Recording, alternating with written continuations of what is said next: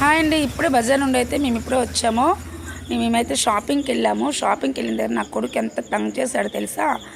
నా కొడుకు వాడి బర్త్డేకి గిఫ్ట్ అడగడు, పండగకి గిఫ్ట్ అడగడు, ఇంకా ఏ ఫెస్టివల్కి గిఫ్ట్ అడగడు, కానీ క్రిస్మస్కి మాత్రం కంపల్సరీగా అడుగుతాడు.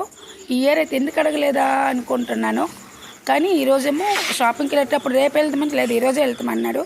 నాకు అక్కడికి వెళ్ళిన వరకు నాకు ఐడియా అందలేదు.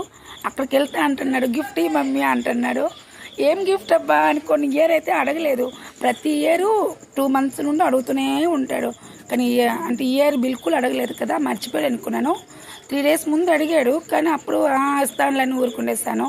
ఈరోజు బజార్ వెళ్ళేటప్పుడు అయితే గడిగడికి అడుగుతున్నాడు. సరేలే చిన్న కారు కొని ఇచ్చేస్తున్నాను, నన్ను చిన్న బస్ కొని ఇస్తానన్నాను.